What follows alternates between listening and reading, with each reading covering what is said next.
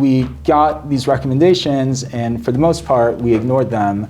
And it was an exercise in just sort of pretending that we care, I guess. Locally, we benefit from a very diverse economy. I don't think any one particular industry comprises more than 20% of the local and regional economy. What can be controlled locally is some stability in terms of policy. If you're a company, you want to have some certainty about what the tax outlook looks like. Pension liabilities, you realize that at some point, if that doesn't get resolved, they're going to be calling on you to help bridge that gap. I'm not sure how we got to this point where the idea of growing the economy or businesses growing their presence gets a bad rap. All right, today we have Stu Loren with us. Stu, thank you for coming. Absolutely.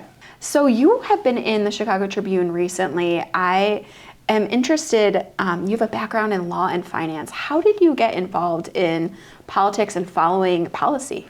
Sure, it wasn't intentional. My background, I used to be a corporate lawyer. I pivoted over to the investment industry, and now I work in an investment firm where we manage institutional and high net worth portfolios.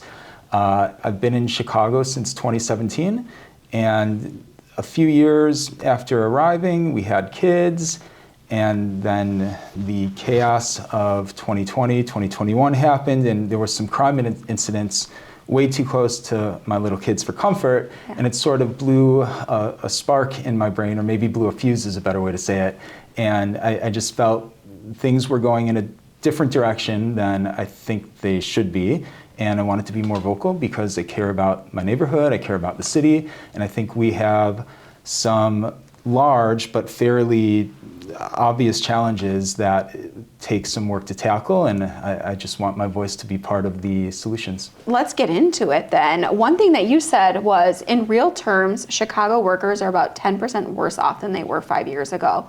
So what does this mean for the city's economic health and for the people who live here? From 2020 through basically this year, we've had inflation, depending on how you measure it, between 25 and 30% nationally. At the same time, wages in the Chicago area have only risen about 15%. So on a real basis, inflation less wage growth, workers are about 10% worse off. That hurts. In a city with a more competitive economy, with more business, with more investment, there'd be more competition for hiring workers, and that would lead to wage increases. And not only would that benefit people who are working, but it would benefit tax revenue because there would be more spending, there would be probably higher property values, and the city would probably be in a little better spot. What does that look like for someone, like your neighbors? Well, it depends on the neighborhood. We're on the north side, and it's probably relative to other parts of the city doing okay.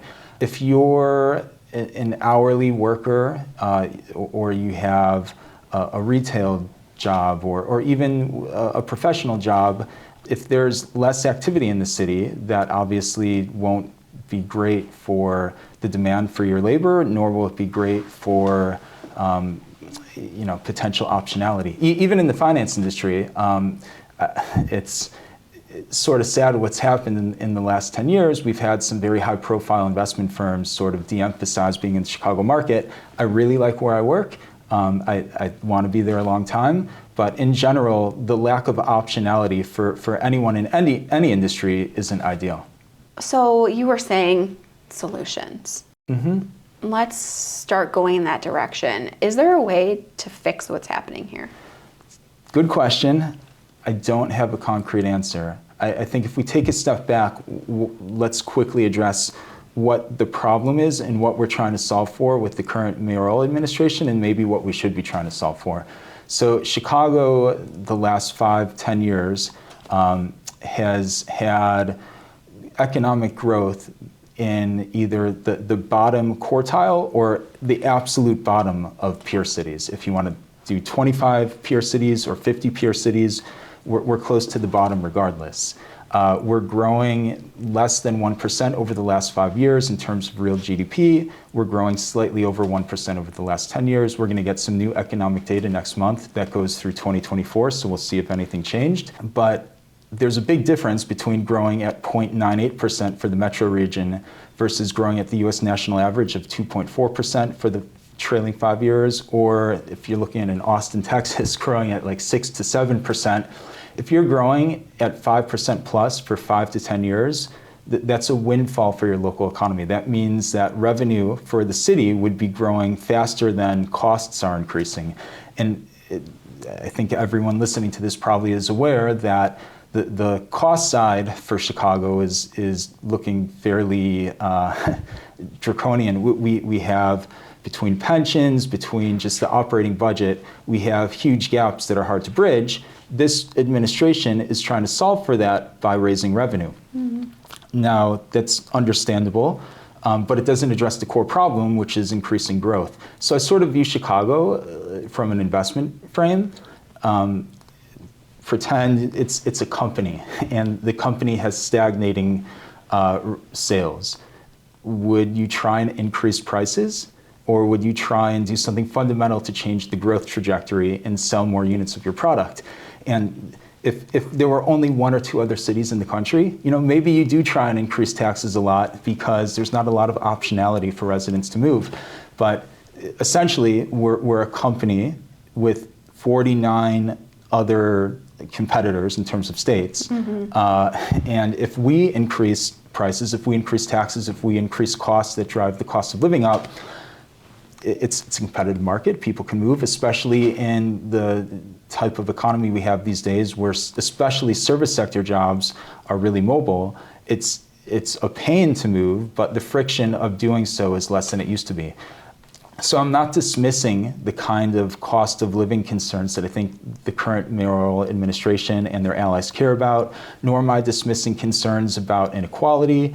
I would say those type of concerns, you have to address it at the national level, and trying to solve national problems at the local level just means that you're giving up your competitive edge versus your peer cities. So by trying to drive our revenue higher, it's essentially like a company with 49 other competitors trying to increase the cost of the goods they sell.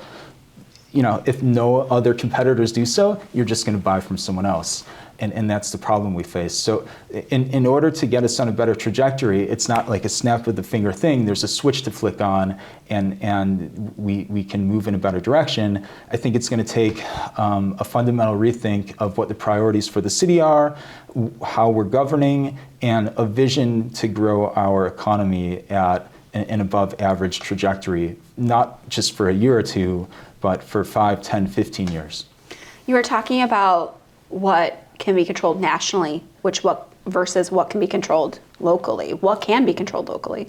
What can be controlled locally is some stability in terms of policy. If you're a company from any industry looking to invest in Chicago or expand your presence, you want to have some certainty about what the tax outlook looks like, whether it's commercial property taxes, or if you're an employee, what the real estate taxes look like. That's a key thing. And then you also want to have some certainty about the fiscal stability, because if you're a sophisticated investor, you can sort of see 5, 10 years into the future, and you understand what our pension liabilities look like, both for the city and the state, and you realize that at some point, if that doesn't get resolved, they're going to be calling on you to help bridge that gap. So I think some stability in terms of the regulatory environment, and definitely in terms of the tax environment, would help a lot. And I'm not saying we should lower taxes.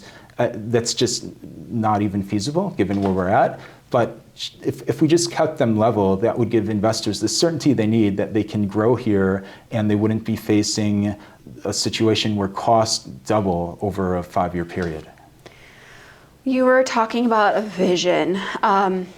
Eyeing, the 27 mayoral election it's encroaching, it's getting closer. What would be a sign of a vision? Like, what should people be looking for those potential leaders to be expressing? Well, I think the vision needs to pivot from bemoaning the fact that some are doing well and some are not doing as well, to how do we make sure everyone has a chance to be doing better? Mm-hmm. Whether that means residents, whether that means businesses.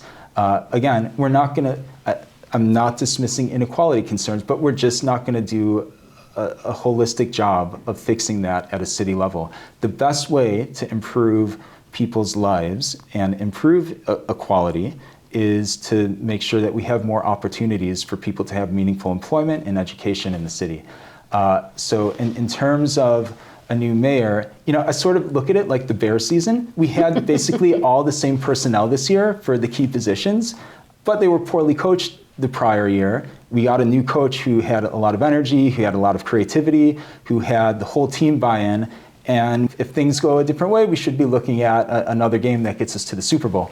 So in terms of a new mayor, there are a number of people running. I think having some ability to speak to the business community is important. They're not the only community that matters, but the fact is, if we want people to have higher wages, more job opportunities, you need buy-in from the business community, you need to attract investment. So people that can speak that language, that have the ability to appeal to investors both locally and across the country who can drive new businesses to come here, that's really vital. And beyond that, some plan to stabilize the cost structure. We just don't have the revenue to support the budget growing at the rate it's grown, which from 2020 to I think 2025 was about 40%. And the cost of the school system is a whole nother story. But we need to keep costs stable and let growth do its job. It's funny you mentioned growth. I think if you are someone who maybe elected the mayor, a word like growth would be a turnoff. You think maybe the money goes to the wrong hands. But that's not true in reality. No, I'm not sure how we got to this point where the idea of growing the economy or businesses growing their presence gets a bad rap. Again, let's connect like dots A to B. And I've talked with some people that are allied with the mayor, and frankly, it's a more difficult discussion than it should be. You have all of these social priorities. Fantastic. I'm not saying they're bad priorities, but you need to fund them. And when you get to the discussion of how to fund them, to me, it seems fairly obvious. Just you want the city's economy to be expanding to drive revenue up organically. And the response you will get is, well, that's just going to benefit, the rich or the business community. And that's not the way it works. If the pie essentially is expanding, there's more for everyone to eat. Yeah, some people do better than others, but I'm sorry, that's just life. And if you want to solve equality across the country, you really need federal intervention. And if that's what you want, fine. But the idea that we're going to accomplish that here and no other city is going to take that track, that's just going to leave us competitively disadvantaged. So what could drive growth? I'm happy to get into a discussion of that. But just from a very simple level, investment here has stagnated, hiring here has stagnated, resulting in wages stagnating and hiring stagnating. If you want more jobs, if you want higher wages, we need to have businesses with the confidence to invest here and expand. Yeah, what drives growth? So locally, we benefit from a very diverse economy. San Francisco and Austin, Texas, which are growing leaps and bounds, are very concentrated in tech. New York has a big financial presence and also a tech presence. Boston, where I used to live, is probably overextended to biotech. But Chicago, I don't think any one particular industry comprises more than 20% of the local and regional economy. If you're interested in this, there is, I think it's called the Metroverse. Harvard puts out a city-by-city study of the composition of every major city's economy. So you can look at the figures for Chicago, but professional services is about 17 or 18%, healthcare and education about the same, manufacturing in the teens. The food industry is large here. It's a mid-teen % in industry, I believe. And then we have retail and construction. And the point being that we have lots of different industries that we could draw on. When you think about what is unique to Chicago, I think we have, beside having an educated workforce from really great local universities or regional universities, we're sort of the center of transportation and logistics, not only in the Midwest, but really the country. I think the figure is that 25% of all freight and 50% of intermodal freight, which, if you're not familiar with those terms, freight is just those bulk train cars with grain or coal or oil in them, and intermodal are the cars that can go on shipping containers and all sort of look the same. If you looked at a map of the United States, you'd see that like all the train routes sort of crisscross in Chicago. And when I think about where the economy is going, I'm not sure how much you're using AI, but I use it a ton. My biggest concern professionally is making sure I stay ahead of having my job automated away. So I really do use it a lot. And my concern for a city with a fairly large professional services industry is that is ripe for disruption over a short term. But the physical world, whether it's manufacturing or logistics or freight or and anything that is just heavy industrial, that's a lot harder, I think, probably to envision disruption in the near term. And that can really be a source of strength if we emphasize the businesses and services around that. There's a lot there. And by the way, one way that would really put us at a great advantage, we've missed some easy pitches the last couple of years.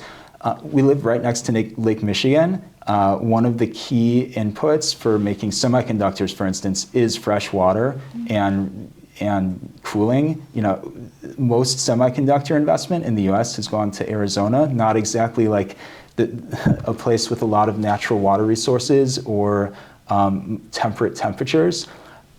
I think we missed out on that. By not attracting those companies or courting them? And there's some talk about trying to attract that type of investment. Once an industry grows to a certain size in a certain place, it forms a cluster, and it's really hard. One, it's hard to build something up from nothing overnight. So give Arizona credit for doing that.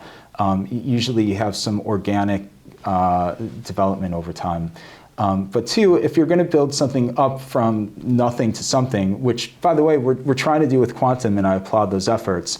If you're going to do it, you need to have a few things in place. And whether it's quantum, whether it was semiconductors in the past, whether it's data centers or any sort of industrial manufacturing, anything that involves an energy input, like we need more reliable power sources.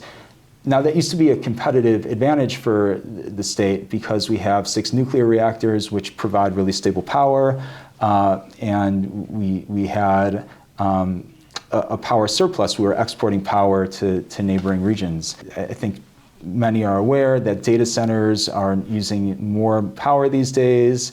We're trying to electrify everything. That's going to use more power. And that surplus, what you call in the power industry, the power margin, meaning the amount of power you can produce less the demand, is shrinking. We have a vision in the state for net zero, I think, by 2050. That's fine. I think that's maybe a little optimistic.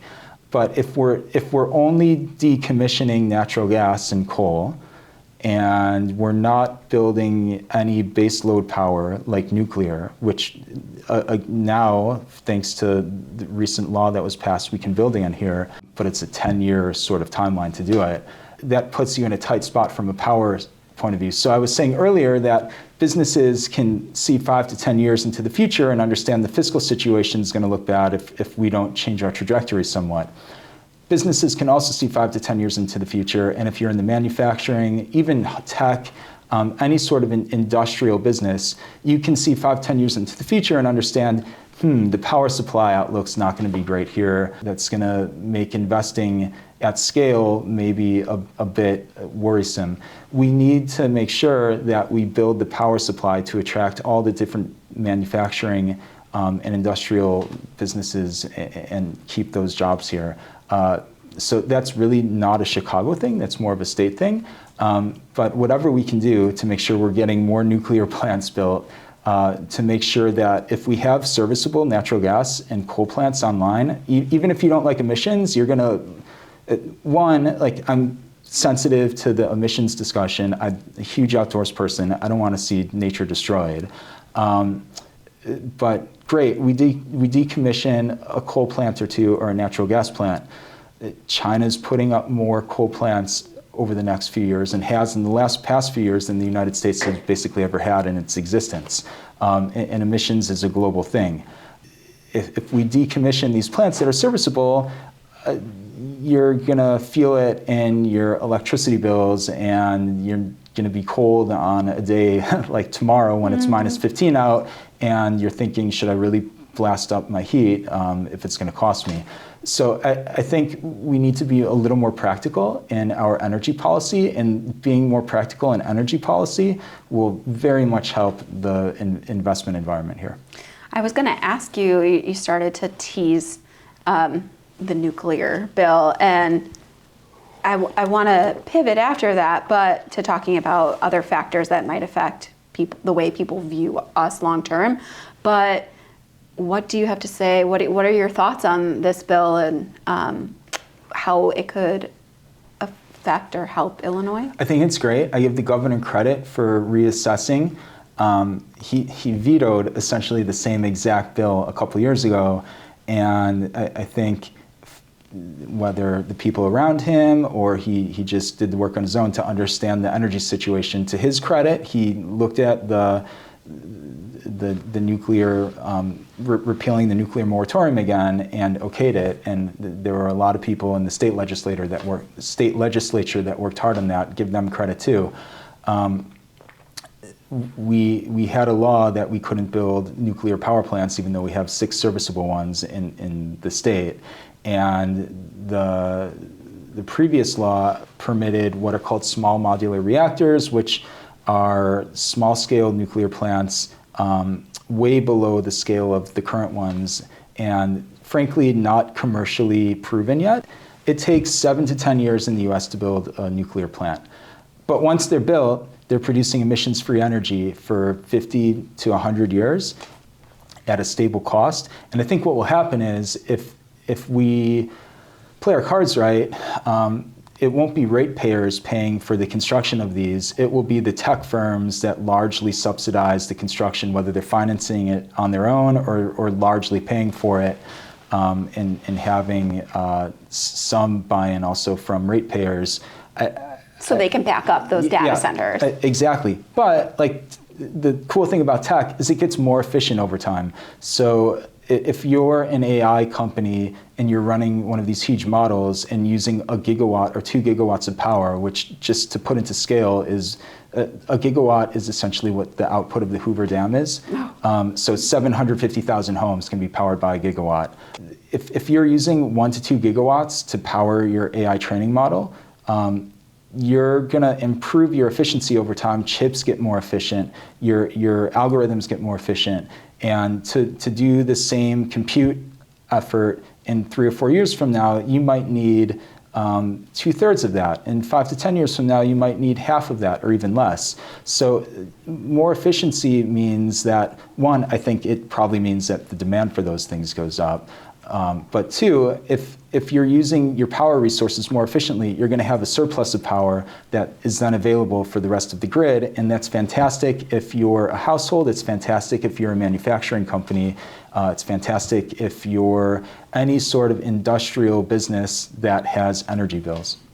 It's good to hear good news, because I think a lot of it is bad news, and with that being said, not a lot of it is bad news, but there are factors to consider. And with that being said, the elephant in the room when it comes to growth is pensions. So how do you view that as a factor to the economy, how businesses might be viewing us, and as something to sort of overcome? So there's a range of opinions on this, and I respect everyone's opinion who's really engaged in it. There are some who think that ultimately the state is going to have to increase the income tax rate from, I think we're at like 4.95% to somewhere in the 5s, and basically all the surplus tax goes to paying off pensions at the state and local levels. There are others, and I'd probably consider myself in this category, who thinks that the numbers are so big that there's no viable way to grow out of them. And if we're going to change the nature of some of the newer pension plans, which are known as Tier 2, if we're going to give them basically the same benefits as Tier 1. Which is something that is being floated right now. Correct. And like that essentially happened to 2 of our local plans. But if it's, I would assume in that— Chicago. Yeah, correct. But I would think, well, if you're the teacher's plan, you're going to ask for the same thing. And at the state level, like you're going to ask for the same thing too. If those costs just balloon, and we go from basically 25% funded, which is really horrible. I think the average pension in the US for a municipal plan is closer to 70 or 80% funded. We're at 25%. If we make these tier 2 changes to give them the same level of benefits as tier 1, that probably gets closer to 20%. You need like gargantuan effort to get to the state mandated 90% level over the next few decades. You can get there. Like I've looked at this in detail. Our pension plans are managed as if we're a median plan in the country, and we're funded at a 70 or 80% level, and they're allocated basically the same as all other plans. And I understand, I'm not knocking anyone in the investment industry. I understand why they're invested the way they are. They're fairly defensive. They have fiduciary duties.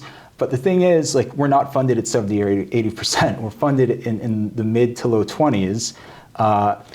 For clarity, are you saying it's not aggressive enough or it's too aggressive? So my feeling on this is basically the money isn't there.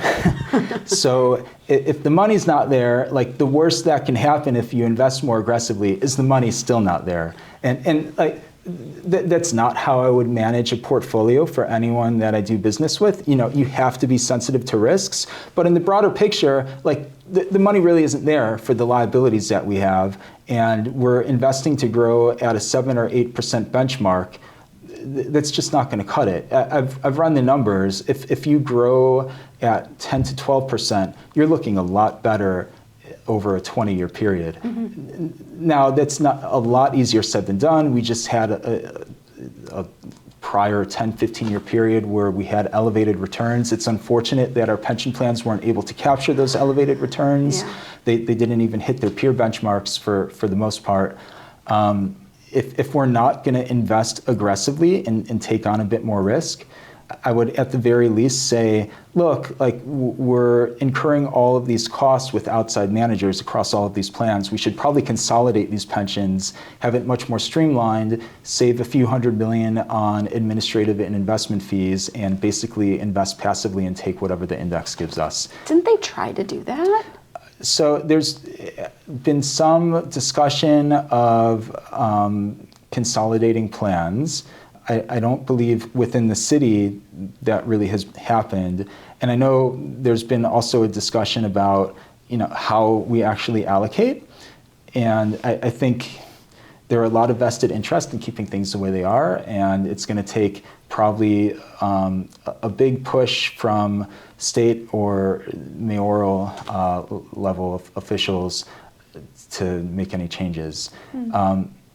If we're not going to invest differently, if we're not going to streamline these plans, and we're just going to essentially earn at 7 or 8%, I really don't see how these get better funded without a substantial increase in taxes, which I don't think will please too many residents. The risk is that pensions, which are constitutionally protected essentially under state law, you can always change the state constitution. My guess is that if it went to voters in 10 years, do you want to double your tax rates, or do you want to vote to change pension benefits to allow reform? I think the pensions are playing a risky game. If we aren't realistic about this, there might come a point in time in the future where people say, you know what, like, the cost of living is already high enough. I'm not going to double my taxes to pay for people in retirement. And I'm sensitive also to the fact that if you've worked in the public service, you've worked hard your whole career, you're expecting this pension at the end of it. But if there's no money at the end of the day, there's like you just can't get around financial reality. I think that, granted, it's another constitutional amendment, people are curious about a third way of funding it, which is coming after, going for a graduated income tax and coming after only the wealthy. How do you think that would affect our economy? How do you think that would, again, effectiveness? We're not the only state in the country, and if we do that, there's going to be people who say, I'm going to take my business and elsewhere, and there's going to be some who move. If every state did that, then fine. There's nowhere to go. but I just think we need to be really sensitive about how we rank versus other states and cities, given the growth challenges that we've had. If in order to get a graduated tax, I believe you would need another constitutional amendment. Yes. But like, if the state wanted to, like, they could make the 4.95% income tax 6%. And I'm not saying that's a good or bad idea, but if they did that, I would hope that the excess revenue goes to paying these down to make them more stable. To your point, voters rejected that graduated tax amendment in 2020, partially because I think lawmakers hadn't proven that they knew what to do with money when they get it. It would be nice as a taxpayer, and I'm going to focus more locally. It would be nice as a taxpayer if the city's asking for more revenue, that they can show that they have the discipline to rein in costs. Otherwise, they're just getting more money and they're going to continue spending at levels that are elevated. You know, at the end of the day, the city and state government work for residents, and I feel like sometimes it's treated the other way around, where particularly the city government views, at least this one does, views the residents as their funding mechanism to accomplish all these goals they have. There's two parties here, and they need to be on equal footing. If we're expected to potentially pay more, I think it's a fair expectation to show some cost discipline. Are you seeing that trend emerge in Mayor Brandon Johnson's budgets? Well, no. A tiny bit, but no thanks to him. If anything, it's the 30 or so aldermen who put forward their own budget to be a bit more responsible. I don't think there's any serious push from Mayor Johnson to really be efficient with the cost structure. We spent $3 million plus on this Ernst & Young audit of city expenses. By the way, for the $200 ChatGPT or $250 Gemini plan, you can get basically I'm sure the Ernst & Young people do great work, but you can get basically the same recommendations for a lot less if you run a smart deep research prompt on those AI plans. Anyways, we got these recommendations, and for the most part, we ignored them. And it was an exercise in just sort of pretending that we care, I guess. We're not being serious about costs. I have a number of ideas on that. Again, AI is an incredible tool. The UK government did a study that they could drive down costs 7% if they implemented more AI throughout government processes. There are dedicated public officials who have worked at the city a long time and do great work. And we're talking about like humans here. And whenever you talk about more efficiency, you're sort of hiding over the fact that that means people losing jobs. Ultimately, though, if the city cannot afford the number of personnel in various roles that we have, like we just can't afford it, which is why it's so important that we have a great private sector thriving here. So if there are not opportunities in the public sector, there are great opportunities in the private sector. But pretend we're smarter about AI over time and can drive costs down 5%. That would be fantastic. From a public safety perspective, we're not going to be hiring more police. We just don't have the money for it. Why not get fleets of drones that are helping them surveil all the neighborhoods and allow just for much faster response times and for fewer people to do the same job with more tech? I just think, as a general rule, we should be infusing tech more across the local government. It's certainly a focus of the business that I help run, how to use tech to make our business more efficient. I don't get the same sense that that's a focal point for this current administration, and I hope it is for the next one. There are obstacles, though, to creating efficiencies in government. If you want to help explain that. Yeah, there are obstacles because, for one, even if you want more efficiencies, I think you have to be caring about the humans who have these jobs that would be hurt by a drive for efficiency. So one obstacle is just the human element. Like, it's always horrible to downsize staff. Another obstacle is just we don't have the buy-in from the current city government to do so. Now, I think that obstacle is a lot easier to solve because you just need an election and you get new people in who are willing to entertain these ideas. We have, my understanding is, very old legacy tech systems. There's a capital expense obstacle to getting the money to get new tech to allow you to improve over time. So all these obstacles, though, are like fairly easy to surmount if you just have a different vision for what we should be doing as a city government. What do you think is the biggest risk for Chicago in the next 5-10 years? The biggest risk would be that the status quo remains and that we don't tackle these growing costs. We continue to suffer from growth that is below the national average, and we bleed more businesses over time. It's the classic city spiral that sometimes people talk about, like the death spiral. I don't like being that pessimistic, but that is a risk. If costs continue to grow and growth stagnates, you're going to have to ask taxpayers to do more, and you're going to have, it's not like there's a wall around the city, like people can leave if they want to, and you're at some point going to reach a level where just the way we have structured things just doesn't work. Like, folks are not going to be willing to pay 4% effective real estate taxes. You're not going to get a sales tax that goes from close to 11% to 15%. I don't think electorally people will put up with it. So if we're not being smart about these things now, if we're not trying to solve for it before the problems get worse, the blowback's just going to be a lot more severe in the future. You had brought up public safety, I think, a few times. Could you tell me how your own experience has been affected by public safety in Chicago and how that plays a part in the city's success or downfall? So I think this was a huge concern for a couple years, and I think we've mostly gotten back to a much better track. And you got to give the new prosecutor we have, Eileen O'Neill Burke, a lot of credit. You got to give the superintendent, Larry Snelling, at the CPD, a lot of credit. We're in a better spot. And if you look at national trends, things are trending a lot better as well.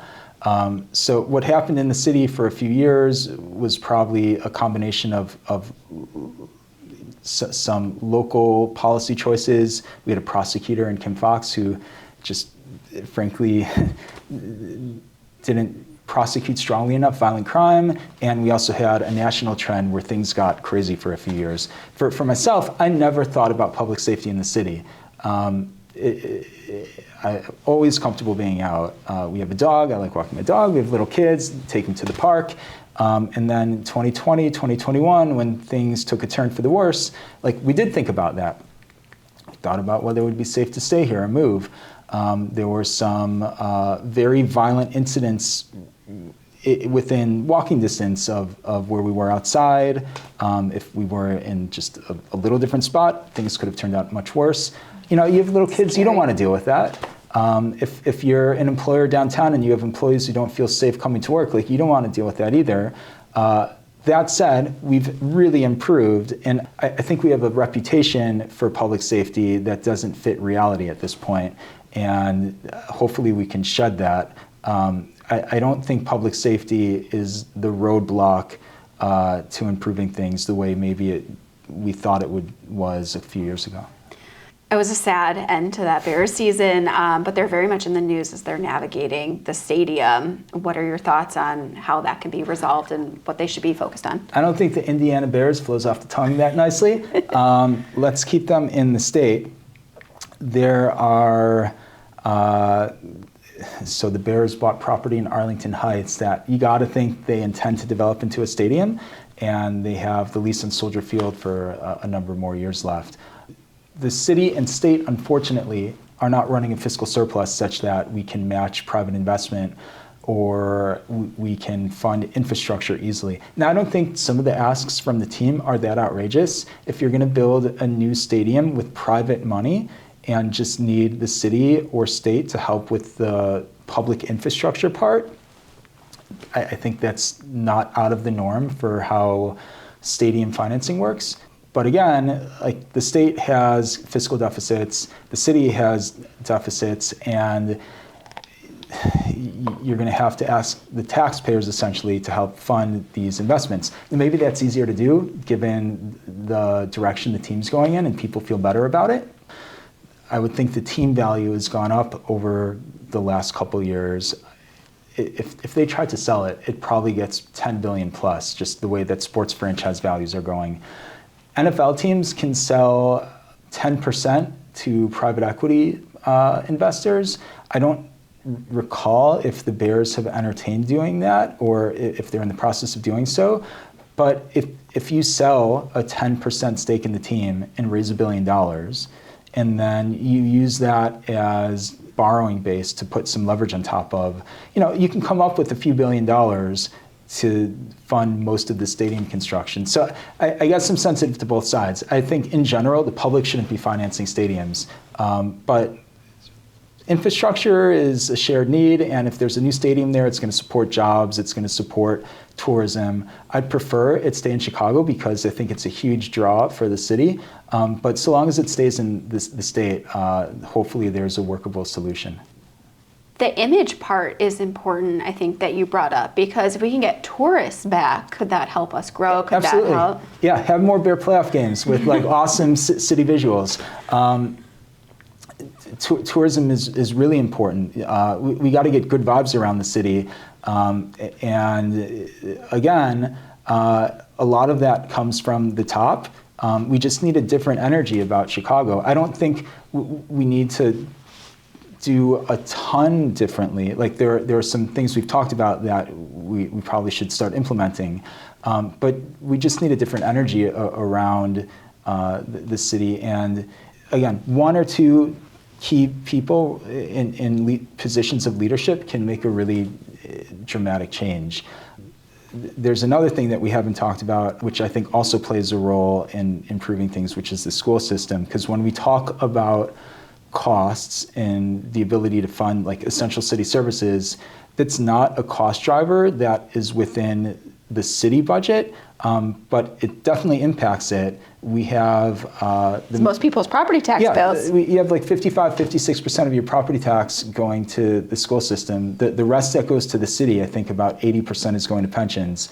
And we have, just to be transparent, we're in the private school system with our kids for a variety of reasons.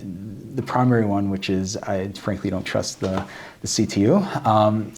I know a lot of people that go to public schools and have great experiences, and I know a lot of teachers that are in that line of work and they work really hard. My wife used to be a teacher in Chicago public schools, so I have a lot of respect for the teaching profession. I think that the leadership at the top of the CTU is trying to take things away from an education focus or away from even what their focus should be, which is on improving their member benefits, to all of these broader social changes. And we have young kids. I just want the focus strictly to be on education, and we're in a position where fortunately we can send them to private school and not deal with the risk that something crazy happens in the classroom. It would be great to have more confidence in the school system. It would save us personally a lot of money, but it would be great to have more confidence in the school system, because that's a key thing in terms of driving new employers and residents here. Not everyone's going to go to private school. Like, you need to have a repeatable public school system that families are comfortable sending their kids to. I used to live in Boston, fantastically run public school system. It was a huge attraction for families there. Here, it's more of a mixed bag. And not only that, we have all of this infrastructure in terms of schools and staff to support just what is a continual decline in students.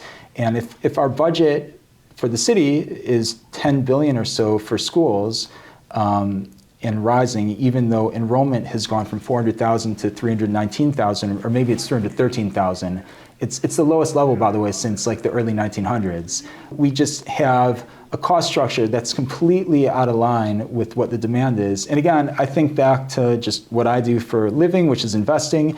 If you're a company with a cost structure that is completely out of line with your revenue or demand, like you can try and keep costs the way they are and pay everyone a lot, but you're going to go out of business. Like now the school system can't go out of business, but it just becomes financially non-viable, and that's reflected in the fact that Chicago Public Schools are the largest sub-investment grade credit borrower in the country. And if they were able to right-size their cost structure to the demand that they have, it would free up, I don't know, $1 or $2 billion that could go back toward the city budget from property tax revenue. And an extra $1 or $2 billion would be really helpful right now when we're looking at deficits that are $1 billion plus, as far as I can see.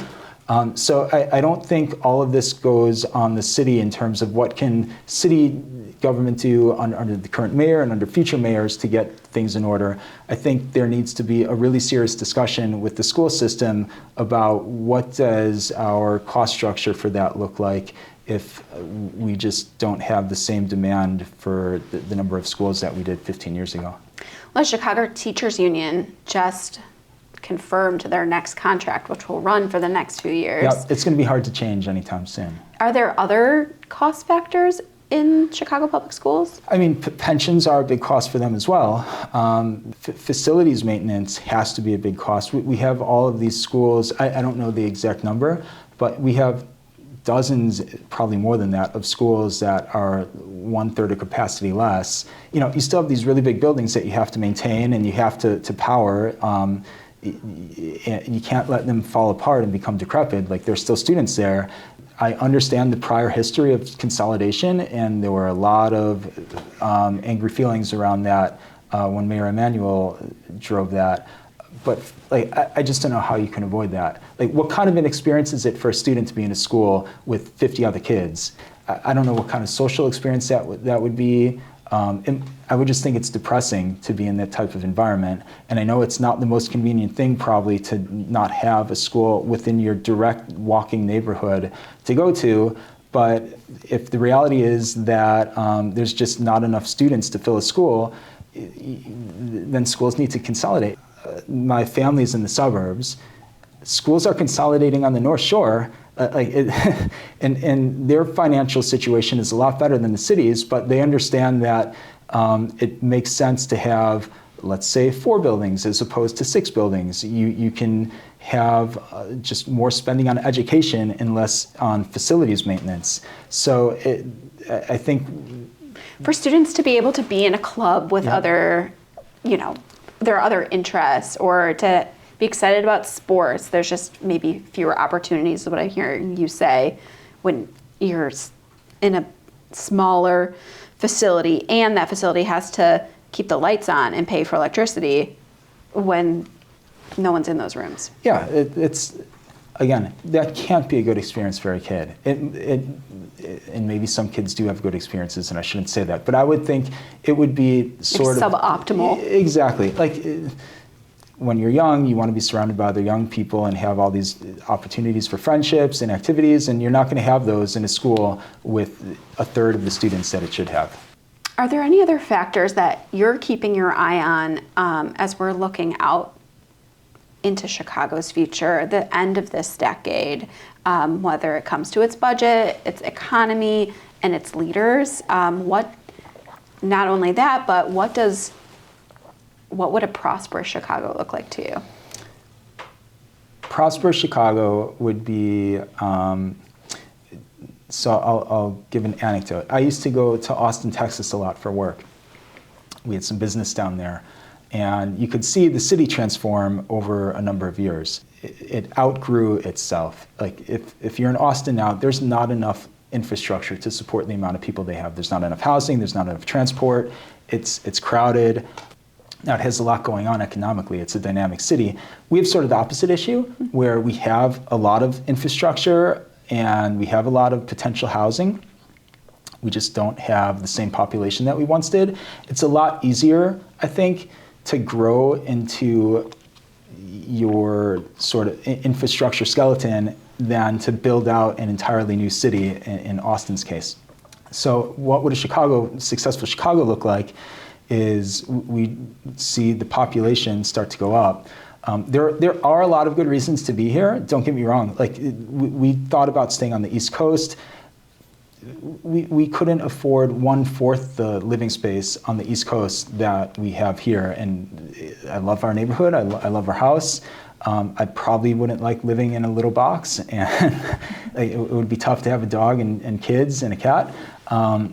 We've talked a lot about like energy challenges that businesses might have here, but we have high real estate taxes, but like physical real estate itself isn't that costly here compared to other cities. So from an investment standpoint, like there are positives here. We have a fairly high state corporate income tax, but we have probably a competitive individual income tax. Altogether, like this isn't a horrible place to do business. Businesses just need a little confidence that things will just status quo will remain. And a successful Chicago to me would be that we start attracting more companies, the population numbers go up, we have more students in the public schools hopefully, and that GDP number, which isn't the end all and be all of life, but it's a good indicator for how we're doing, is in the 2 to 3% range instead of the 0.5 to 1% range. And if we could sustain 3% plus local GDP growth for 5 years, a lot of our problems just eventually start solving themselves. If we're growing our city revenue organically at a higher rate than we're growing costs, that solves itself out over time. Pensions is a much longer term challenge. I won't say it's impossible, but we really do need growth if we're going to fix that. Housing.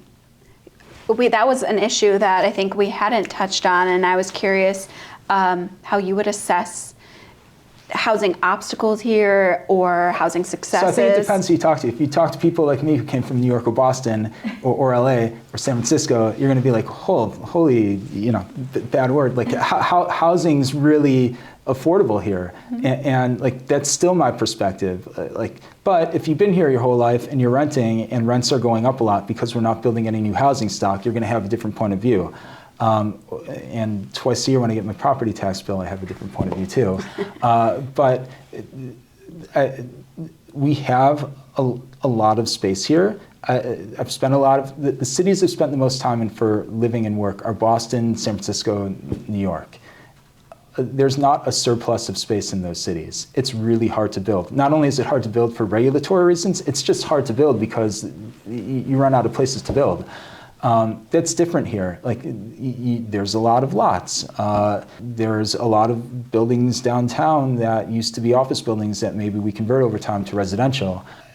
I don't think the challenge of actually building physical infrastructure is difficult here. I think the challenge is if you want to build a new housing development and you're an outside investor, to getting sign-on from your limited partners who might not be in Chicago and understand the full picture and just say, that's going to be a headline risk in our portfolio, we're not signing off on that, which is unfortunate because a lot of the newer projects that have come up here have done well.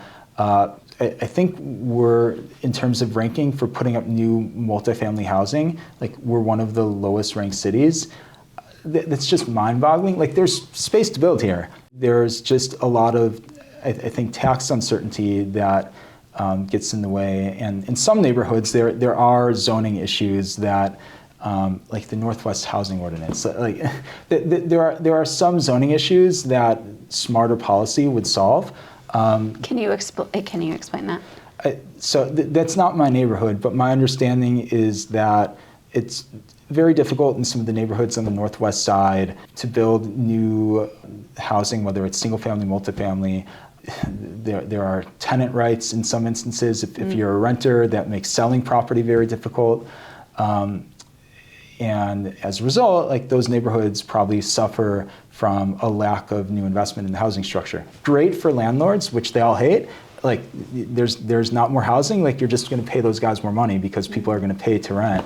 If you really want to stick it to landlords, build more housing. And again, to go back to Austin, Texas, look at the rents in that city. They overbuilt housing, and now housing costs are falling 6-7% year over year. That would make a lot of people here happy. So if you're a young person, my guess is that the rental market is pretty competitive here based on everything I've heard. To improve that, we just need to build more units, and we have the space to do so. The hardest thing to do is come up with more space. It's not hard to change laws and regulations. Stu, you're a wealth of knowledge on so many issues. I don't know about that. Depends who you ask. Was there anything else you'd like to get into? I'm optimistic about Chicago. If Chicago was like a stock, I think like now's the time to buy. Like the sentiment has bottomed out. A few years ago, I think things were looking dicey, but I'm optimistic we're going to move in a better direction. Public safety, I think, is getting much better. If we just had a different tone, either a different tone from the current leadership, which who knows if that will happen, or different leadership in a year and a half, I think it would really revitalize the feeling around the city and get investors to take another serious look at us again. So if you live here and thinking about leaving, I would say stick it out. There's upside. And if you're not in Chicago and thinking about investing here, give it another look. Like, we have a highly educated workforce. We have great local universities. We have a fairly low cost of living. And if we could just stabilize the tax situation, you'll have some certainty on operating costs. We're a major city. I don't think we're going to erode to zero. We just have some challenges, and we've got to work through them. When you say investors, you mean just people looking to come here for business? Yeah, if it doesn't matter what industry. If you're looking to build a company, like, give us a look. If you're looking to expand, like, this is a great place. So I think I have a reputation amongst people who follow me as being negative, but like I just deal in the world of data. The data has been negative, not me. And if I've only been negative about the direction that we're taking things in light of the data that we have in front of us. If you see all of these challenges in the data, and you're going to double down on doing things that have led to poor outcomes, like, I'm going to say something about that. We have solutions that we can work through, and it's just going to take a lot of work. Like, no dismissing that'll take a lot of work, but these are solvable problems. There are man-made problems and there are natural problems. Like, natural problems are harder to deal with. I have family in San Francisco. Like, they have earthquakes. How are you going to? I love the area, but like, I wouldn't want a house there. I love being in the West and hiking. I don't know if I'd want to live there because of wildfire risk. Like, those are a lot harder problems to solve. We just have some poor policy choices that we have to fix, and those are fixable. Well, cheers to that. Thank you for being here. Thank you.